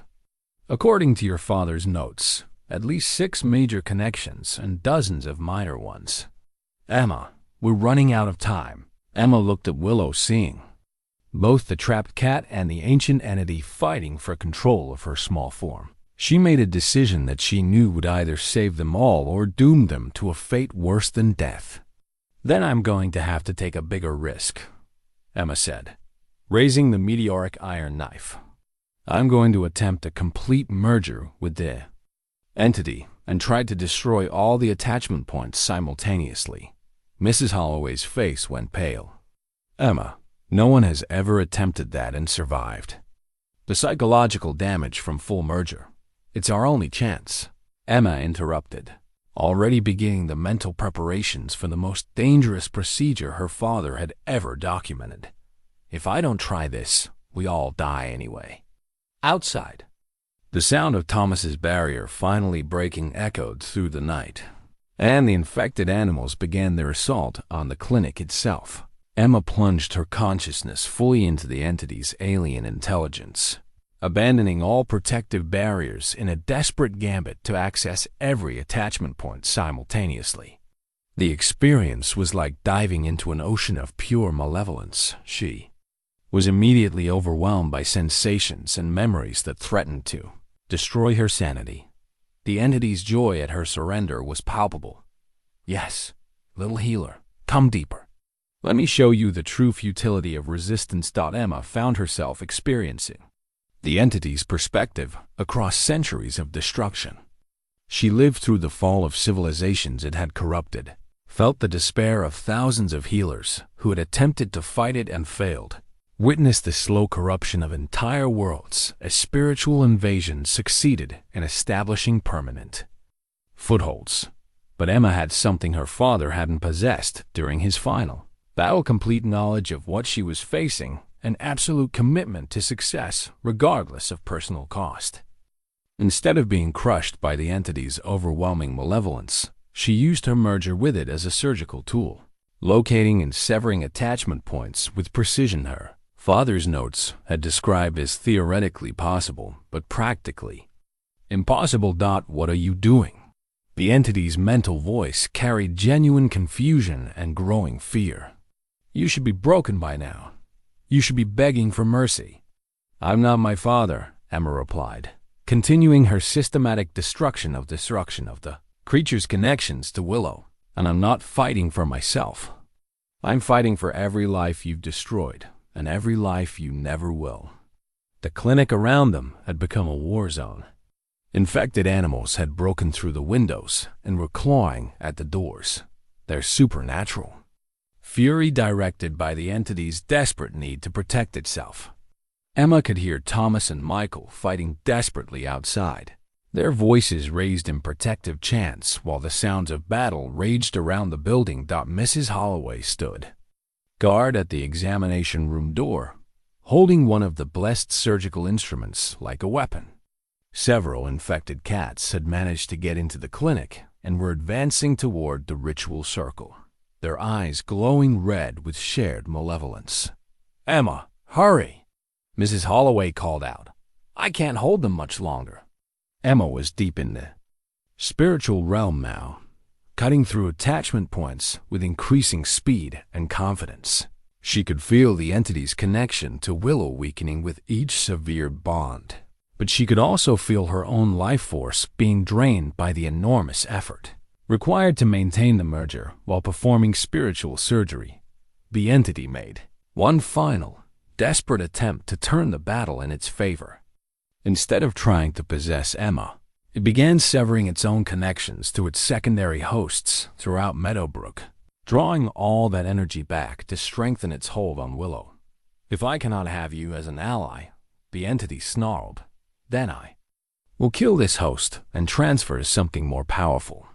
Your precious cat will die, and I will inhabit one of the humans outside, perhaps the old native American who thinks his ancestors can protect him.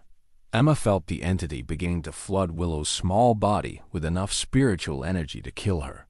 But she also realized the creature had made a fatal tactical error. By withdrawing energy from its secondary hosts, it had given Emma access to the entity's core, its essential self that existed beyond any single host. Thank you, Emma said, and drove the meteoric iron knife directly into the entity's spiritual heart. The creature's death scream shattered every window in the clinic and sent a psychic shockwave through the spiritual realm that Emma felt certain to be sensed for miles. The entity's form began to unravel, its ancient intelligence dissolving as Emma's blade severed its connection to existence itself.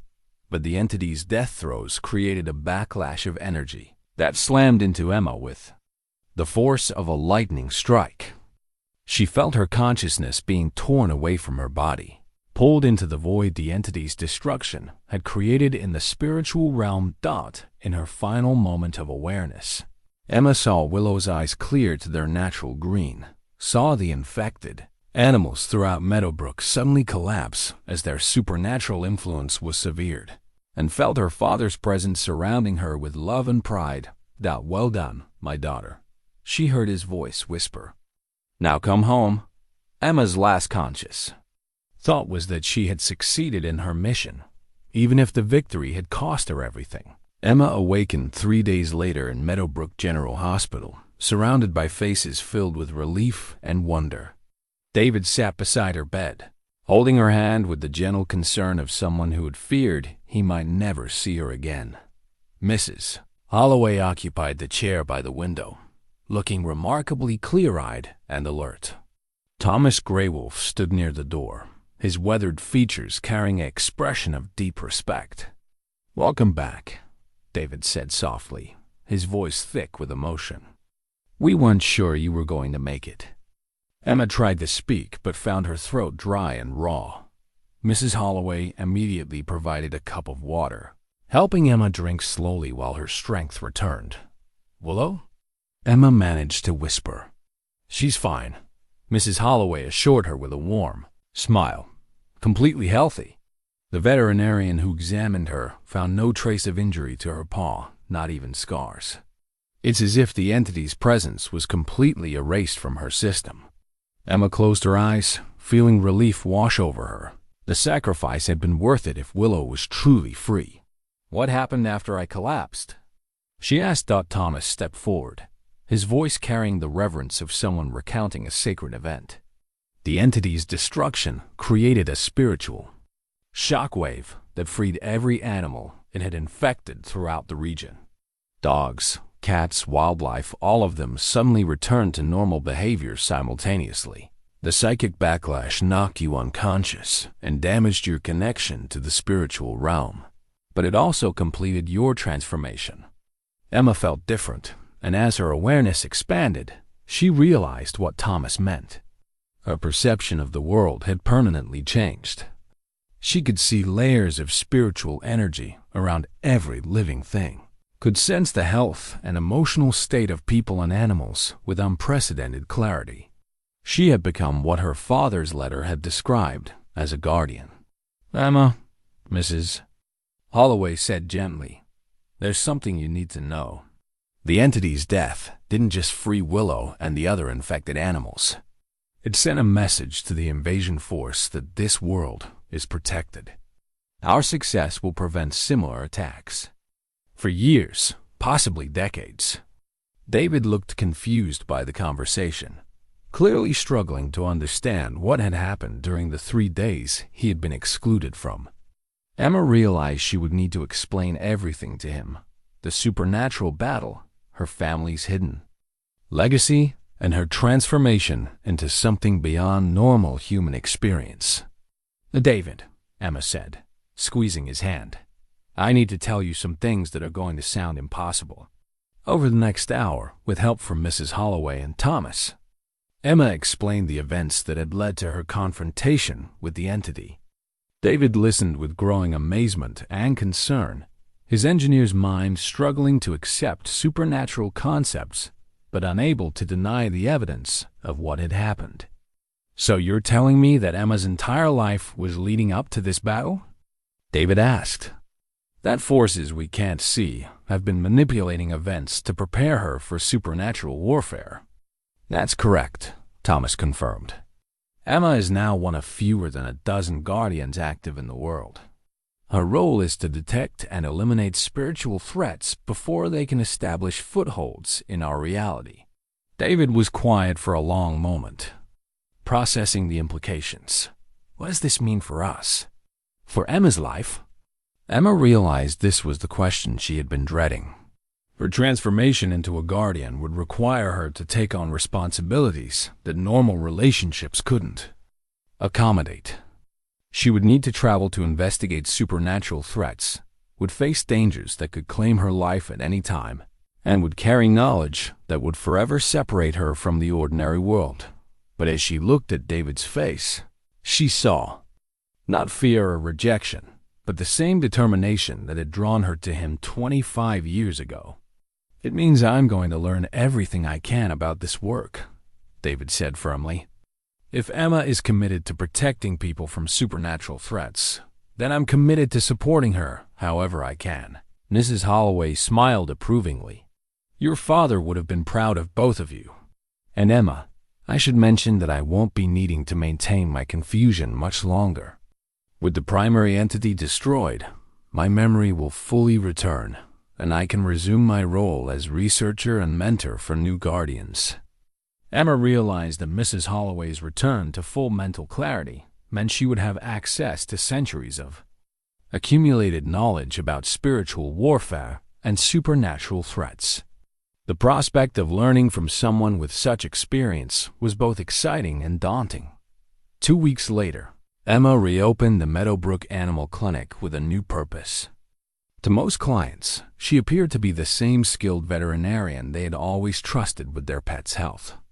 But Emma now possessed the ability to detect spiritual disturbances in animals and the knowledge to address supernatural afflictions that conventional veterinary medicine couldn't touch. Willow had become the clinic's unofficial mascot, a beautiful gray tabby who seemed to possess an uncanny ability to sense when animals were suffering from more than physical ailments. Her paw showed no signs of ever having been injured, but Emma noticed that the small scars that remained formed protective symbols similar to those in Thomas's ancestral carvings. Professor Sarah Martinez had established a discreet network of researchers and practitioners who could assist with cases that required specialized knowledge. Emma found herself corresponding with veterinarians, doctors, and spiritual practitioners around the world, sharing information about supernatural threats and coordinating responses to emerging situations. The most surprising development was David's enthusiastic embrace of his new role. His engineering background proved invaluable in documenting and understanding the technical aspects of spiritual phenomena, and his emotional support gave Emma the strength to face challenges that would have been overwhelming alone on quiet evenings.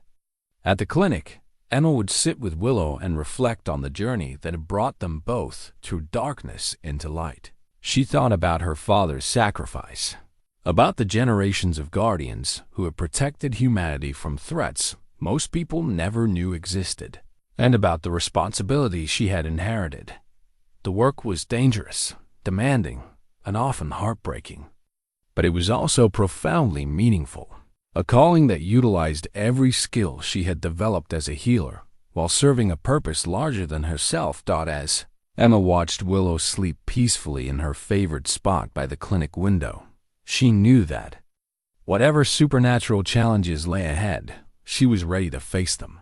She had inherited her father's legacy, but she had also forged her own path, one that honored both scientific knowledge and spiritual wisdom.